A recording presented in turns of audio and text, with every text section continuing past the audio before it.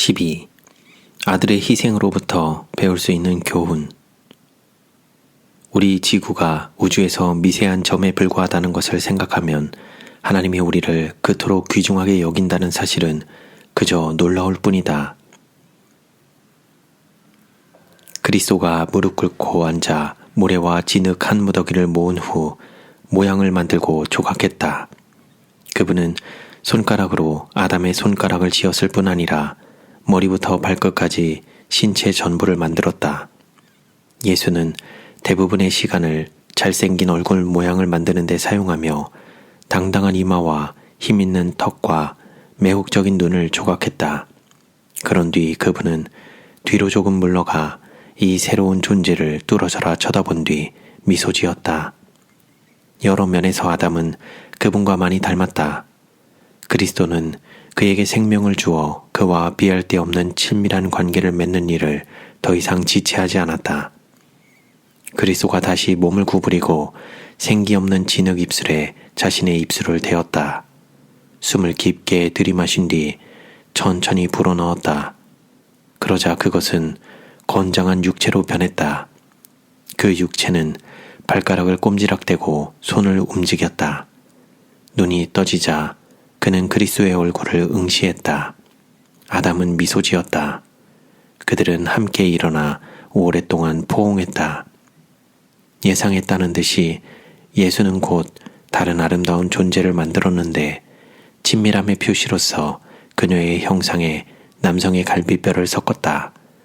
아담과 온전히 동등한 존재인 하와도 동일한 배려와 정교한 주의를 기울여 빚어졌다.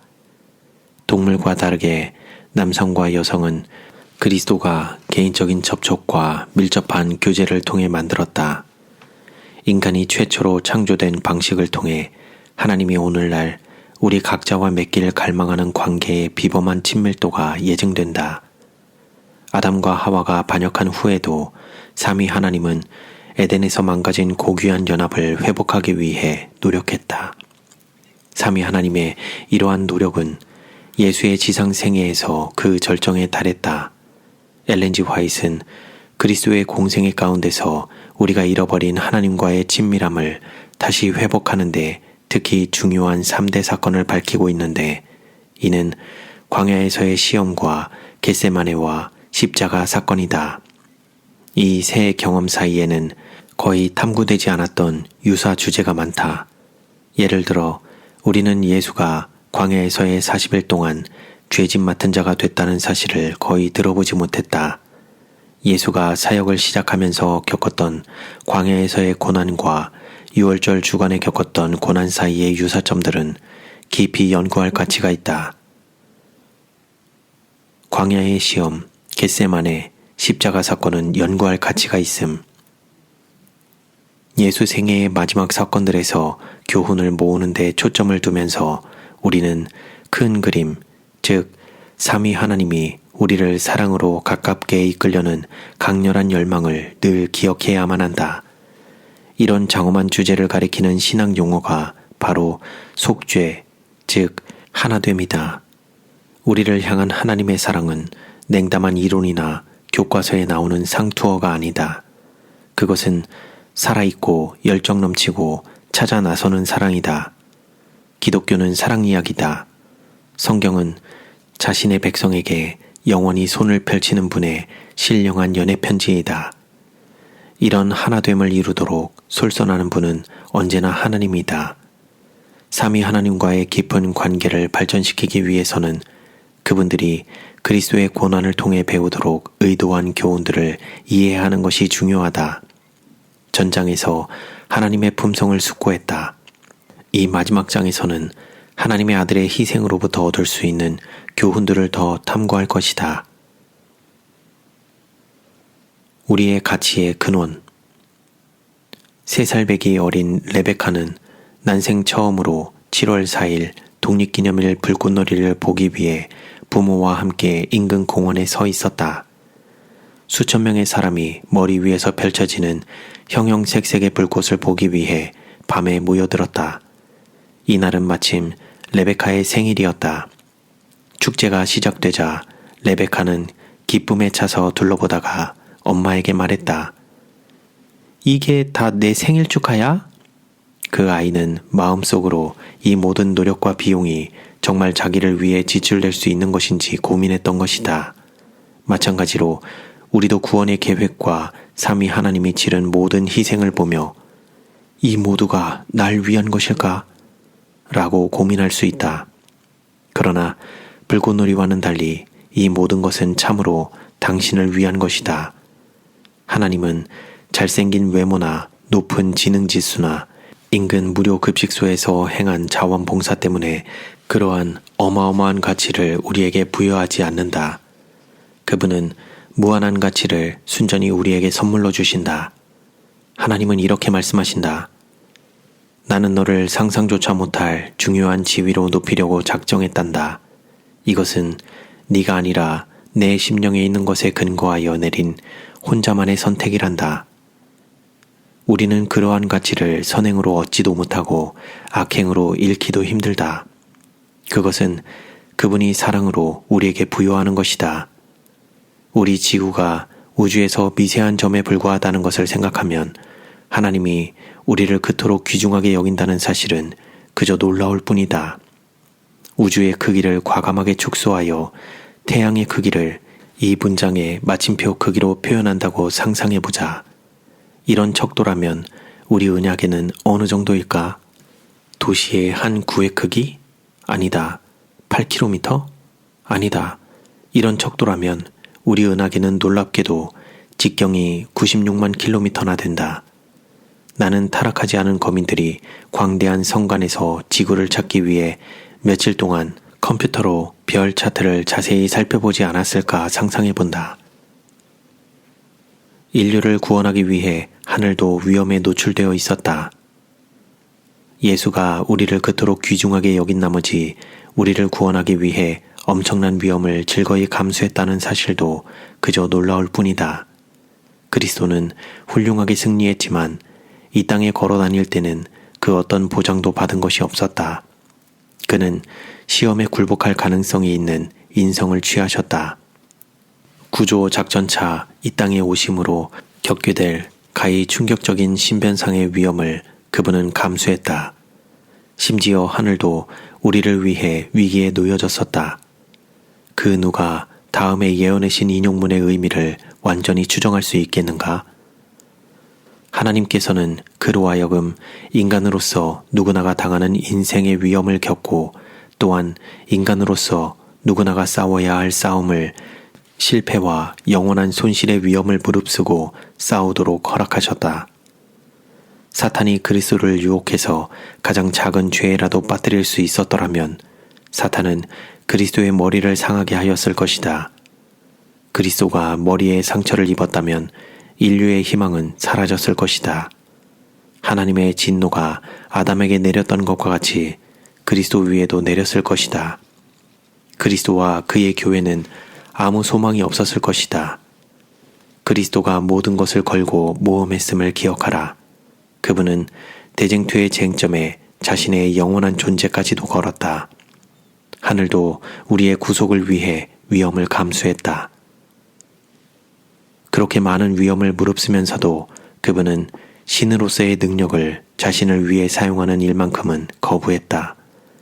예수가 이 땅에 있을 때 사람들은 예외 없이 그분의 신성을 도외시했다.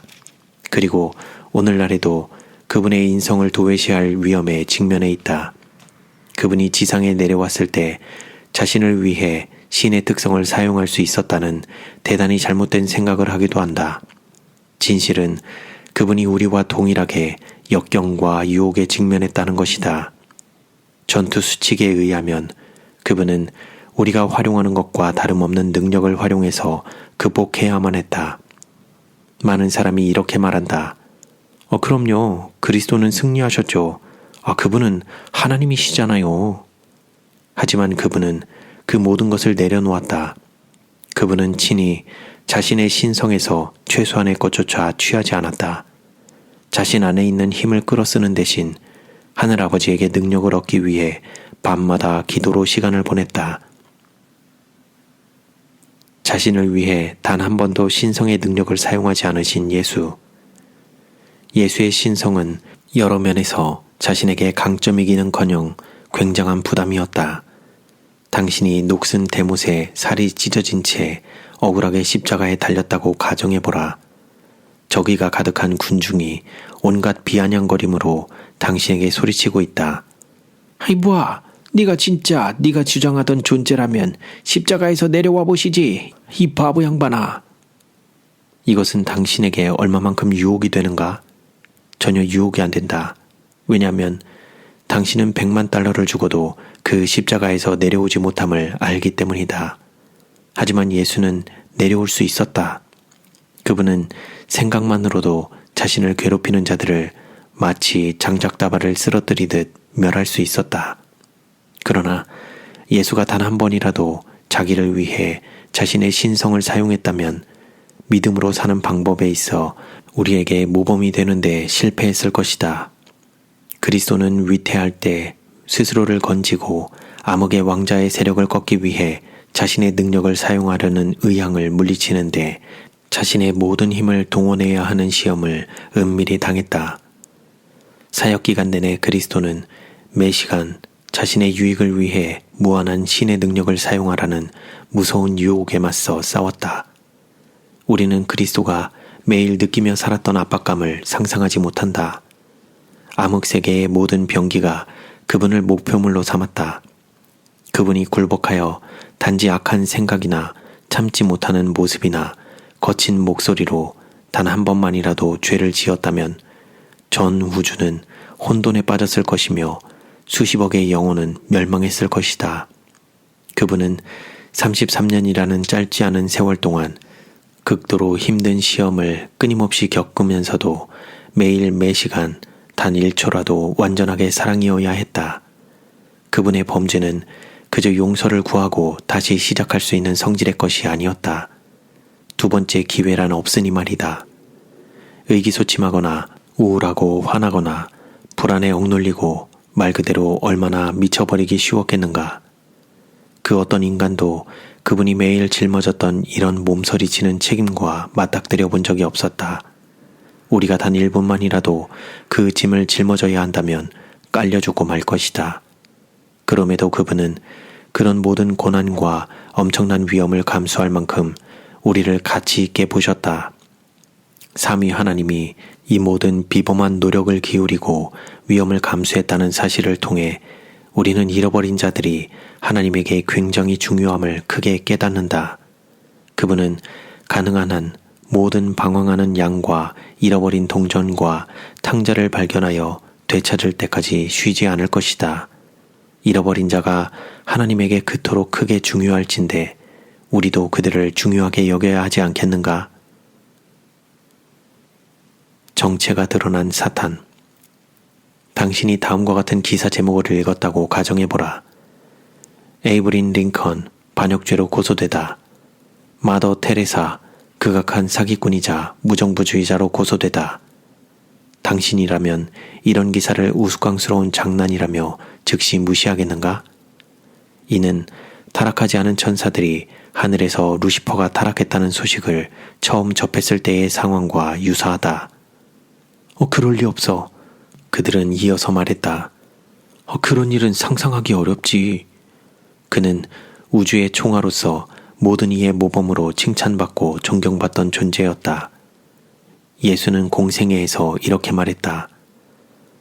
마귀는 처음부터 살인한 자요, 진리가 그 속에 없으므로 진리에 서지 못하고, 사탄이 반역하기 시작했을 때 아무도 보지 못했지만 예수는 죄로 인해 실제로 루시퍼가 파괴자로 돌변할 것임을 보았다. 십자가로 인해 그 진리는 이제 만천하에 드러났다. 마귀는 죄인들을 멸망시키고 그들이 죽어 마땅하다고 주장할 수는 있었다. 하지만 그 누구보다도 가장 사랑스럽고 무죄한 분을 살인함으로 인해 그 어떤 변명도 통하지 않게 되었다. 예수는 십자가를 언급하면서 말씀했다. 이제 이 세상의 임금이 쫓겨나리라. 마귀의 친근한 목소리는 바로 살인자의 음성이다. 우리는 사탄을 사탄으로서만 안다. 그를 반역 전부터 알고 죄로 인해 무섭게 변한 그의 모습을 보았다면 퇴락시키는 악의 힘에 더욱 질겁했을 것이다. 사탄의 생애에는 하나님을 자신의 최상권의 적수로 여기고 궁극적으로는 제거하려는 억제 불가능한 죄가 서려 있음을 알 수 있다. 인간 본성에 대한 진실. 때때로 나는 설교자들이 청중을 뉘우침으로 이끌고자 손가락으로 가리키며 책망조로 단언하는 것을 듣는다. 우리 모두가 하나님의 아들을 죽였습니다. 하지만 우리가 십자가 근처에 얼씬도 하지 않았는데 어째서 그렇단 말인가? 우선 우리 죄가 그분의 심장을 터뜨린 죄책의 짐 중 일부였기 때문이다. 둘째로 그분의 죽음을 열망했던 사람들 속에 있던 것과 동일한 인간 본성이 우리 안에도 있기 때문이다. 그들을 보면서 하나님의 은혜에서 떠난 존재가 어떤 일까지 감당할 수 있는지에 대한 신뢰를 보게 된다. 십자가에서의 무서운 광경을 통해 사탄의 통제 아래에 있을 때 인류가 어떤 짓까지 하게 되는지가 드러났다. 어떤 교회 행정가가 붐비는 거리를 따라 운전하는데 갑자기 바로 앞으로 한 보행자가 튀어나왔다. 급제동한 차는 굉음을 내며 그 남자의 무릎 2cm 앞에 멈췄고 그 신실한 그리스도인 운전자는 저자를 죽이고 싶군 이라고 생각했다. 그런 앙심에 놀란 이 교회 지도자는 자기가 그런 반응을 보였다는 것을 믿지 못했다. 진실은 우리 모두가 그런 흉악한 생각을 할 수 있으며 더 나아가 수용할 수도 있다는 것이다. 오직 성령의 능력과 형벌에 대한 두려움만이 그 생각을 실행하지 못하게 작용한다. 인간은 스스로 어떤 의로움도 창출할 수 없음. 죄인인 우리의 내면에는 권위에 대한 타고난 원한이 잠재되어 있다. 죄로 인해 하나님의 권위를 혐오하게 되는 부분이 강화된다. 문화와 교육으로 그 위에 덧칠을 하긴 하지만 그럼에도 여전히 존재한다. 심지어 악의도 자기 이익만 생각하며 당장 자기 방식을 고집한다. 나 먼저 라는 말은 모든 유아가 내뱉는 투쟁의 외침이다. 자기의 욕구가 충족되지 않으면 아기는 소리 지른다. 어른인 우리는 자기 방식을 관철시키기 위해 좀 더 세련된 방법을 사용하는데 다른 사람이 우리의 계획이나 의견을 따르지 않을 경우 불안이나 죄책감이 들게 하거나 혹은 어리석다고 느끼게 만들곤 한다. 나는 어른들이 순수하게 계략을 제거하고 아기일 때 잘 통했던 방법을 동일하게 사용한다면 훨씬 더 흥미롭고 솔직해지지 않을까 생각한다. 직장 상사가 승진시켜주지 않으면 책상을 두드리고 발을 구르며 500데시벨 목청으로 2-3시간 울어버리는 거다. 은행에서 내 차를 담보로 잡는 것을 거절한다면 아예 지점장 사무실에 앉아 목청 터지도록 소리 지르는 거다.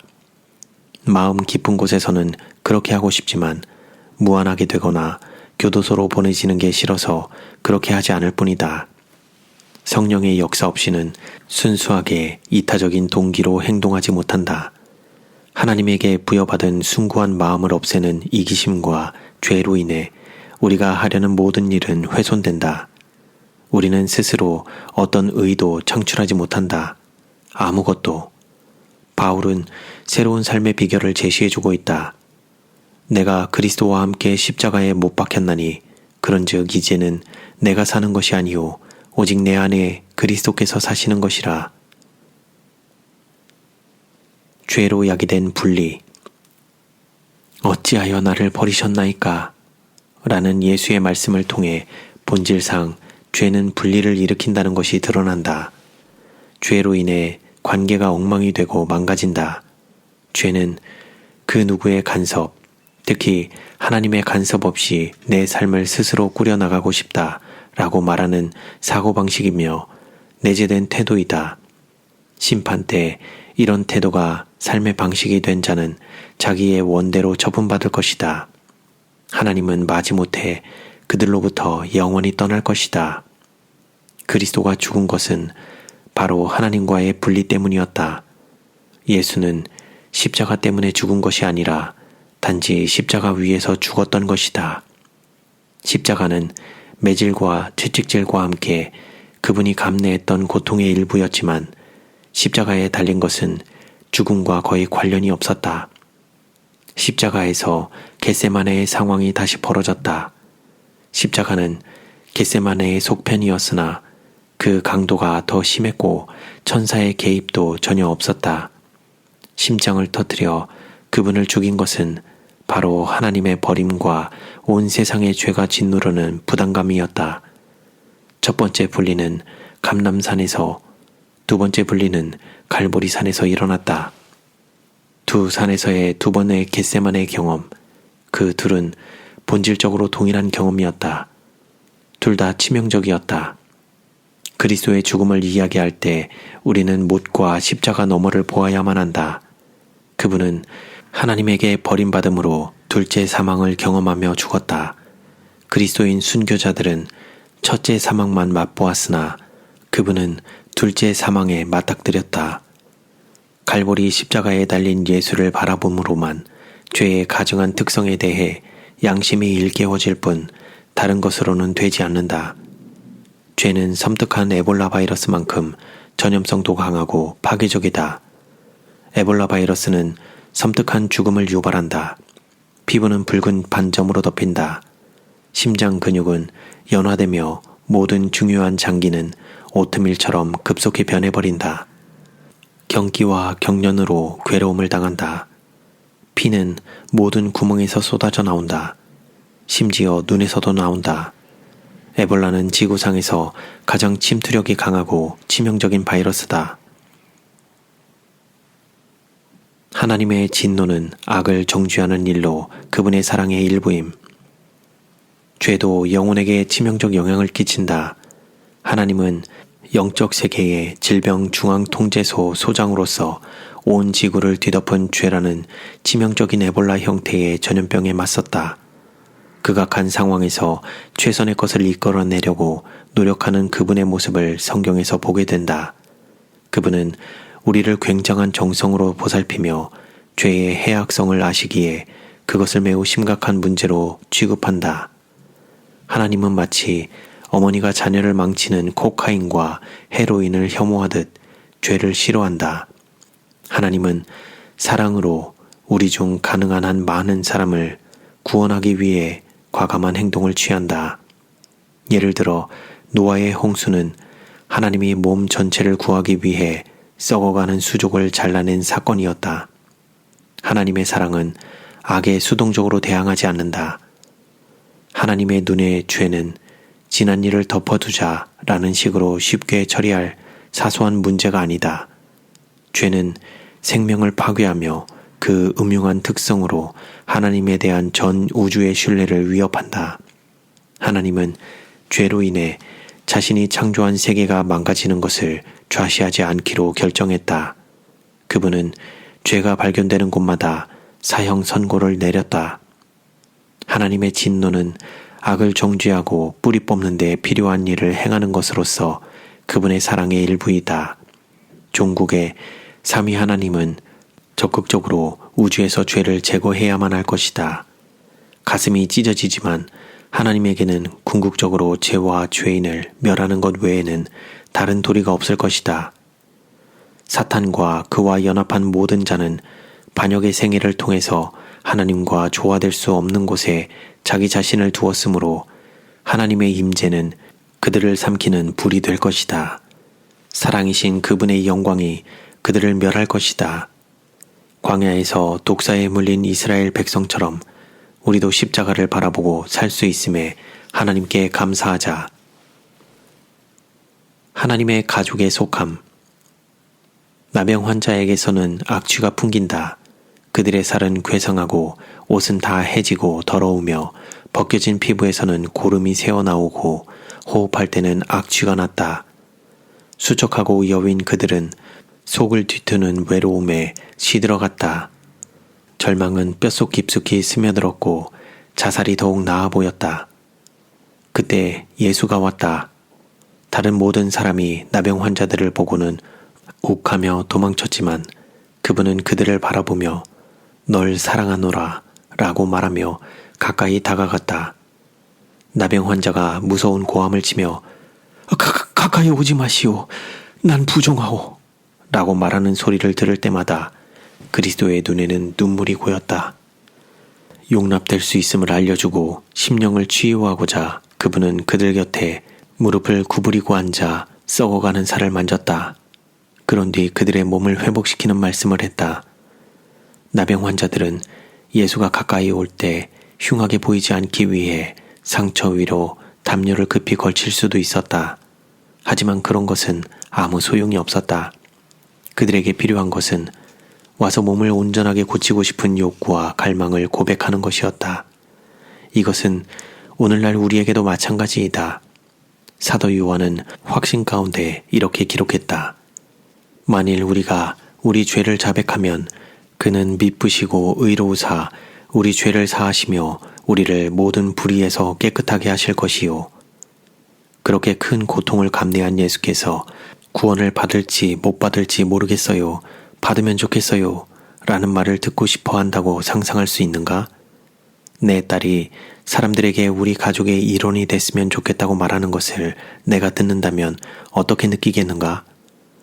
사도 바울은 다음의 말씀을 기록하면서 독자들이 하늘 가족의 일원임을 확신시켜주고 싶었다. 이제는 전에 멀리 있던 너희가 그리스도 예수 안에서 그리스도의 피로 가까워졌느니라. 그러므로 이제부터 너희는 외인도 아니요 하나님의 권속이라. 엘렌 지 화이트도 이렇게 기록했다. 그대가 죄를 자복하고 중심으로 그것을 버린다고 하자, 또 자기를 하나님에게 바치기로 결심했다고 하자, 그렇다고 하면 하나님에게 나아가서 그분이 그대의 죄를 씻어버리고 그대에게 새 마음 주기를 구하라. 그리고 그분이 허락했으니 그렇게 할 것을 믿어라. 하나님을 믿는 이 단순한 행동으로 말미암아 그대는 하나님의 가족 가운데 한 어린아이로 출생하였으니 하나님이 자신의 아들을 사랑하는 것처럼 그대를 사랑할 것이다. 우리는 그분의 의로 인해 마치 죄를 결코 지어본 적이 없는 사람처럼 그분 앞에 서게 된다. 사랑받은 제자 요한은 이렇게 가르쳤다. 내가 이것을 쓴 것은 너희로 하여금 너희에게 영생이 있음을 알게 하려 함이라. 우리의 영원한 운명을 확신하지 못하는 것은 겸손이 아니다. 한때는 구원받았지만 곧 죄를 짓고 구원을 잃어버리는 개폐식 종교는 거부해야만 한다. 일단 전체 개폐기를 반역에서 순종으로 바꾼 이상 우리에게는 구원이 있는 것이다. 예수를 가장 친한 친구요 삶의 주님으로 모신다면 하나님의 은혜로 구원을 확신할 수 있다. 그 확신은 근본적이고 기초적인 삶의 방향이 고정되는 한 지속된다. 확신은 의식적인 결정이나 무시로 하나님에게 완전히 등을 돌리기로 선택하지 않는 한 우리의 것이다. 회심 후에 하나님에게 죄에 대해 승리할 수 있도록 간구할 필요가 분명히 있지만 걸려 넘어졌다고 곧바로 구원이 무효화되지는 않는다. 마치 부부 사이에 말다툼이 있었다고 해서 이혼했다는 뜻이 아니든 말이다. 그 부부의 근본적인 헌신이 손상되지 않는 한 그 결혼은 온전하다. 마찬가지로 우리가 종종 영적인 면에서 넘어져 쓰러졌다는 것이 하나님과 결별했다는 뜻은 아니다. 이를 어떤 사람은 이렇게 표현한다. 나는 비누를 떨어뜨릴지도 모른다. 그러나 그것이 내가 목욕을 포기했다는 것을 의미하지는 않는다. 영생이 결코 값살 수 없는 것은 하나님의 아들의 죽음이 대가로 지불됐기 때문이다. 하지만 자기의 필요를 인식하고 영생을 선택한 사람들에게 이것은 100% 무료 선물이다. 그리스도에게 구주가 되어달라고 간구하기만 하면 그분은 즉시 그대를 자격 있는 자녀로 생각하여 가까이 두고 잘 자라도록 그대의 삶에 어마어마한 자원들을 부어주신다. 율법의 중요성. 사탄은 하나님의 율법에 대한 거짓말을 하는데 성공을 거두고자 노력했다. 그는 율법이 진부하고 가혹하며 지키기 불가능하므로 폐기됐다는 사상을 조장하는데 전문가이다. 그리스도 안에서 하늘은 반박하지 못할 두 가지 대답을 제시했다. 첫 번째 대답은 예수가 살았던 방식이다. 구주는 매일 율법대로 살고 율법을 사랑과 다시 연결 지음으로써 율법을 확증하고 지지했다. 그분은 죽음에 이를 때까지도 율법에서 벗어나기를 거부했다. 갈보리는 실상 율법에 나타난 섬김의 원칙에 대한 순종과 헌신의 궁극적인 표현이었다. 그리스도가 죽기까지 복종하셨으니 곧 십자가의 죽으심이라. 그분은 자신의 의로운 삶이 우리의 것이 되게 하고자 완전히 율법대로 살았다. 그분은 율법을 지킬 수 없다는 마귀의 비난을 완전히 잠재웠다. 두 번째 대답은 예수가 죽었던 방식이다. 예수의 둘째 사망 경험을 통해 율법이 살아있고 여전히 건재하다는 것이 입증됐다. 불완전한 예인 것은 알지만 들어보자면 이렇다. 나와 친구 여러 명이 엠파이어 스테이트 빌딩 꼭대기에서 뛰어다니며 이렇게 말한다고 가정해보라. 중력의 법칙은 사실이 아니야. 중력의 법칙은 우습고 거대한 사기극에 불과해. 그러자 경비원 한 명이 올라와 벽보를 가리킨다. 벽 위에 큰 글씨로 이렇게 써있다. 이런 일이 당신에게 일어나지 않도록 하십시오. 그 밑에는 어떤 사람이 저 아래로 떨어져 죽은 것을 찍은 섬뜩한 사진이 붙어있는 것이 아닌가? 매우 보기 흉한 장면이다. 나는 친구들에게 이렇게 말한다. 저런, 우리가 틀린 모양이야. 하늘은 하나님의 율법 이야기가 나오면 이와 동일한 저런이라는 반응이 죄인들에게서 나오리라고 확신한다. 그리스도가 감내한 것을 통해 율법은 여전히 건재하며 유효해야 한다는 사실이 입증됐다. 율법을 어김으로 받을 최후의 결과, 즉 하나님과의 분리를 예수가 우리 대신 겪었기에 그 결말을 보게 된다. 십계명과 거기에 포함된 사랑의 율법은 불변하는 특성을 지녔다는 진리가 십자가에서 강력하게 제시됐다. 율법은 하나님이 어떤 분이신지 설명하고 있음. 율법과 그 형벌이 하나님의 독생자를 살리기 위해서도 바뀌지 않았는데 심판 때 영적인 반역을 처벌하지 않기 위해 바뀔 수 있다고 상상할 수 있겠는가? 십자가를 통해 사랑에서 비롯된 하나님의 공의는 실제하며 궁극적으로 죄를 뿌리 뽑을 수밖에 없다는 사실이 드러난다. 갈보리는 미래의 휘장을 걷어 하나님의 율법이 중요하지 않다는 듯 계속 살아온 사람들의 최후를 온 우주에 드러낸다. 이것이 바로 당신과 내가 구주를 그토록 절박하게 필요로 하는 이유이다. 하나님의 율법은 시속 70km 속도 제한이나 국세청 규정같이 자의적이지 않다. 그분의 율법은 단순히 말해 그분이 어떤 분인가에 대한 설명이다. 율법에는 온 우주의 도덕적 핵심, 즉 본래부터 만물이 운행하도록 고안된 방법이 설명되어 있다. 내 차 연료통에 모래를 넣을 수 있는 자유가 내게 있지만 내 차가 고장날 것이라는 사실에는 변함이 없다. 이렇게 항변하는 이도 있을 것이다. 엔진이 모래로 운행하지 못한다는 것은 멍청한 법칙이야. 그렇다고 현실이 바뀌는 것은 아니다. 우주는 하나님을 향한 사랑과 신뢰로 운행하도록 고안됐다. 그보다 못한 것으로 운행하려는 것은 재앙으로 가는 지름길이다. 하나님의 율법을 존귀하게 여긴다고 해서 그것을 자력으로 지키는 것은 분명 아니다. 쇠약하게 하는 죄의 영향을 이해한다고 해서 죄를 극복할 수 있는 능력이 주어지는 것도 아니다. 예수의 용서를 받을 때처럼 그분의 삶을 살기 위해서도 그분에게 의지해야만 한다. 그리스도가 우리를 죄의 형벌뿐 아니라 죄의 세력에서 구원하기 위해 죽었음을 깨닫는 것이 중요하다.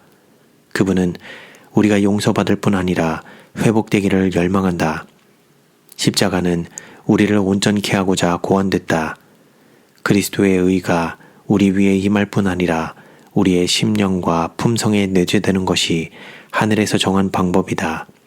우리는 믿음으로 말미암는 은혜로 구원받으며 동일한 방법으로 그리스도처럼 된다. 회개부터 사랑까지 그리스도인의 삶에 필요한 모든 것은 100% 선물이다. 하나님만이 성령을 통해 우리 안에서 자신의 율법을 지킬 수 있다. 너희 안에서 행하시는 이는 하나님이시니 자기의 기쁘신 뜻을 위하여 너희에게 소원을 두고 행하게 하시나니 믿음으로 말미암아 받는 그리스도의 은혜만이 오직 우리를 성결케 할 수 있다. 이 새로운 삶조차도 불완전하기에 그리스도의 의를 계속 힘입어야만 한다. 약함 중에 강함. 그리스도는 인간의 죄로 4000년 동안 연약해진 몸과 마음으로 매일 악을 극복해야만 했다. 그러나 때때로 그분은 그 이상으로 불리한 일도 당했다. 마귀는 하나님의 아들에게 가공할 만한 유혹과 시련으로 공격하도록 3번 허용됐는데 그것은 바로 광야와 겟세마네의 십자가에서였다. 절정의 대면 모두에서 사탄은 가장 강력했던 반면 그리스도는 가장 연약했다. 성령의 능력을 가슴 벅차게 입증하고자 아버지 하나님은 예수에게 매우 연약한 상태로 각각의 중대한 영적 항쟁에 임하도록 요구했다. 그리스도는 광야에서 40일이라는 길고 뜨겁고 기력을 뺏기는 기간 동안 아무것도 먹지 않은 채 곧바로 사탄의 가혹한 유혹에 직면했다. 마귀가 예수에게 가장 어려운 유혹으로 다가왔을 때 하나님의 아들은 이미 굶주리고 수척했다. 그분은 극심한 고통 가운데 있었다고 묘사한다. 그리스도는 너무 약해져서 3번의 유혹이 마치자 땅에 쓰러지고 말았다. 3년 후 마귀가 겟세마네에서 그리스도를 영적 측면에서 공격하도록 허용받았을 때 하나님의 아들은 하늘아버지와의 분리라는 정서적인 충격으로 거의 죽을 지경에 처했다. 이윽고 아버지 하나님은 예수에게 이렇게 말씀했다. 이제 마귀에게 갈보리라는 언덕에서 그 누구도 맛보지 못한 가장 강력하고 무서운 유혹으로 너를 공격하라고 허용하려고 한단다. 하지만 내 아들아, 그 일이 있기 전에 너는 4번 매질을 당하고 2번 채찍질을 당하며 여러 번 재판을 받게 될 것이란다. 너는 너무 심하게 다쳐서 십자가를 지고 가는 동안 2번 쓰러져 로마 군병들은 심지어 네가 죽었다고 말할 것이다. 그런 뒤 그들에게 무서운 십자가에 너를 못 박도록 허용할 것이며 겟세마네에서 그랬듯이 나는 내게서 다시 한번 떠날 것이다. 마침내 네가 고통과 고난에 압도되어 영적으로 정신적으로 육체적으로 최악의 상태에 처하여 하늘과 땅 사이에 달려있을 때 마귀가 고안할 수 있는 가장 무시무시한 유혹으로 골고다에 있는 내게 다가가도록 허용할 것이란다. 상황 전체를 종합적으로 판단컨대 모든 것이 경각에 달린 것이었다. 그리스도는 탈진하고 모든 기력이 소진했으며 거기다가 마귀는 거대한 힘으로 유혹했다. 이 세 사건은 비할 데 없는 용맹스러운 담력의 역사적인 실례이다. 광야와 겟세마네와 십자가라는 고통스러운 3가지 과제를 그토록 엄청나게 약해진 상태에서 기꺼이 짊어짐으로 그리스도는 의문의 여지 없이 세상에서 가장 용감한 사람임을 진히 증명했다. 그분은 훌륭한 믿음과 하나님에 대한 신뢰를 보여줬다. 예수의 삶에 나타난 이 사건들을 통해 바울의 다음 진술에는 새로운 의미가 부여된다. 이는 내가 가장 약한 그때의 강함이라. 그리스도의 경험으로 인해 우리는 아무리 미력하다고 느낄지라도 하나님 안에서는 충분한 능력이 있음을 더 이상 의심하지 않게 된다. 놀라운 하나님의 해결책. 물리학자들은 수세기 동안 외관상 해결이 불가능한 과제, 즉 에너지와 물질 사이의 관계를 규명하는 문제를 가지고 씨름했다. 과학자들은 대를 이어 이 문제를 조사했지만 벗겨지는 머리만 극적거리며 사라져갈 뿐이었다. 최선의 노력을 기울였지만 아무 성과 없이 풀리지 않는 뒤얽힌 방정식만 양산했다. 그 후 기나긴 연구 끝에 엘버트 아인슈타인이 칠판 앞으로 걸어나가 E=mc2라는 글자를 휘날려 쓰자 문제는 해결됐다. 수월한 해결책인 동시에 단순함과 장엄함에 있어서도 뛰어난 규명이었다. 오래전 삼위 하나님이 구원의 계획을 구상할 때 몹시도 어렵고 복잡한 문제에 직면했다. 그것은 바로 어떻게 하면 생길지 모르는 모든 끔찍한 오해를 불식시키면서도 죄인들을 용서할 수 있는가 였다. 지켜보는 우주 거민들은 이렇게 물을 수도 있었을 것이다. 저 반역자들을 어떻게 저런 식으로 단순히 용서하시고 마치 아무 일도 없었다는 듯이 깨끗이 잊어버리실 수 있나요? 그랬다면 사탄은 하나님에 대한 의심과 불신의 씨를 뿌리는데 분명 성공했을 것이다. 죄인들을 용서함으로써 삼위 하나님은 소수를 부르기 위해 죄에 관대하고 율법의 가치를 절하시키며 공의를 저버리고 자비를 오용했다는 비난을 받을지도 모른다. 삼위 하나님도 마음으로는 용서하고 싶었지만 이런 쟁점들을 우선 다뤄야만 했다. 그분들은 이런 용서를 가로막는 장벽을 제거해야만 했다. 또한 삼위 하나님은 자체적으로 자비와 공의에 있어 진실되어야만 했다. 그 문제는 전 우주와 관련되어 있어 해결하기 어렵게 보였다. 혼동을 초래하지 않으면서도 죄인들에게 용서를 베풀기 위해 이 끔찍하고 언제 생길지 모르는 오해의 실타래를 어떻게 모두 풀 수 있단 말인가? 갈보리가 그 해답이었다. 핵심을 더 정확하게 말한다면 대답은 십자가에서 6시간 동안 달렸던 인자였으며 그를 통해 모든 것이 해결됐다. 그 해답은 단순함과 희생의 심오함 때문에 온 우주에 충격을 주었다. 십자가를 통해 모든 중대한 오해들이 처리됐고 온 우주 앞에서 진리가 확고해졌다. 예수가 십자가에서 대속하여 죽는 것이 반드시 필요했는데 이는 그 죽음이 하나님의 자비와 공의를 모두 확증하고 율법의 완전함을 유지했으며 율법의 형벌을 다 치르고 죄를 심판했으며 하나님의 정부가 영원히 서도록 보장했기 때문이다. 십자가를 통해 대쟁투의 핵심 쟁점에 대한 진리가 드러났다. 십자가가 없었다면 장벽은 아직도 남아 있었을 것이다. 피 흘림이 없은즉 사함이 없는 이유가 바로 이것이다. 인류의 구원을 위해 삼위 하나님은 모든 것을 희생했음. 에드워드 해픈스톨은 다음과 같은 유익한 통찰을 제공해준다. 죄를 용서하려면 죄를 전적으로 반대하는 하나님의 특성상 혼란스럽지 않은 방법으로 용서해야만 한다는 필연성이 신성 가운데 있다. 십자가에서 삼위 하나님 모두는 죄에 대한 심판을 드러냈다. 그리스도는 삼위 하나님을 대표하여 온 우주 앞에서 그 심판을 책임지고 이를 공헌하기 위해 사람이 됐다. 그분의 희생은 삼위 하나님 모두의 것이다. 사도 바울은 하나님이 자기의 의로우심을 나타내사 자기도 의로우시며 예수 믿는 자를 의롭다 하려고 자신의 아들을 죽음에 내줬다고 가르쳤다.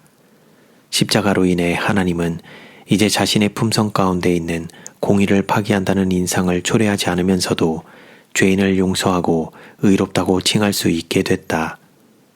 조지 나이트는 이렇게 첨언한다. 그리스도가 죽음으로써 하나님의 용서에는 도덕적 토대가 마련됐다.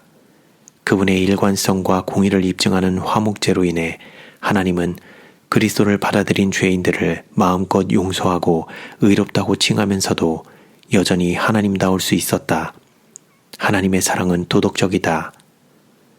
사도 바울은 그리스도의 희생을 통해 하나님이 그의 십자가의 피로 화평을 이루사 만물 곧 땅에 있는 것들이나 하늘에 있는 것들이 자기와 화목하게 할 수 있었다고 선고했다. 죄로 인해 야기된 궁지에서 풀려났으며 용서를 가로막는 장애들은 제거됐다. 엘렌 지 화이트는 이렇게 진술한다. 범죄한 대부분의 아담 자손에게서 은혜와 자비와 화평과 사랑을 마음껏 베푸는 일을 방해했던 모든 장벽이 무너져 내렸다. 우리를 위하여 죽음으로써 그리스도는 죄책을 줄인다는 비난에서 하나님을 벗어나게 했다. 그분이 말씀하기를 나의 죽음으로 하나님의 사랑에 제한이 없어졌노라. 그분의 은혜가 무한한 능률 가운데 역사할 수 있게 되었다. 우리가 아직 죄인이고 여전히 하나님의 얼굴에 먹칠할 때 용서를 가로막는 장벽은 삼위 하나님의 주도로 헐려버렸다. 무한한 희생을 통해 삼위 하나님은 우리를 구원하는 데 필요한 것을 자급했다. 이를 위해 그분들은 막대한 고통을 치렀다. 삼위 하나님은 모든 것을 희생했다. 놀라운 그분의 선물로 인해 하나님을 찬양하자. 우리 주 예수 그리스도로 말미암아 영광과 위엄과 권력과 권세가 영원전부터 이제와 영원토록 있을지어다. 아멘.